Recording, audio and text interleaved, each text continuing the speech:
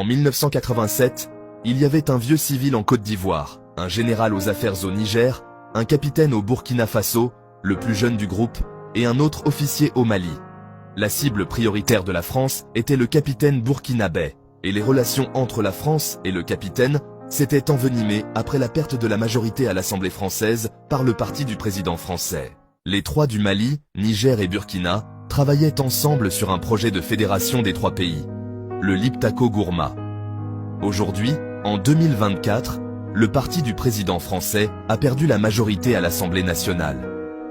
Nous avons un vieux civil à la tête de la Côte d'Ivoire, un général au Niger, un capitaine au Burkina Faso, le plus jeune du groupe, et un autre officier au Mali. Comme en 1987, c'est le vieux civil ivoirien que les néocolonialistes instrumentalisent pour chercher à assassiner le capitaine burkinabé, qui est la cible prioritaire de la France. Oui, c'est bien ça. La cible prioritaire de la France reste le capitaine burkinabé. Ils avaient fait circuler des tracts en 1987, faisant croire que Sankara s'enrichissait, le qualifiant de fou et d'instable, et jouant sur son appartenance ethnique. Oui, c'était une époque de grande manipulation et de fausses informations. Absolument. Ces tactiques visaient à discréditer Sankara et à affaiblir son soutien populaire.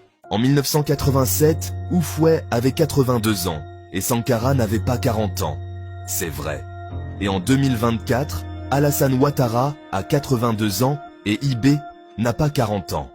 Sankara a succédé à Jean-Baptiste Ouédraogo, qui était resté au pouvoir pendant 8 mois, et Ibé a succédé à Damiba, qui était resté au pouvoir pendant 8 mois.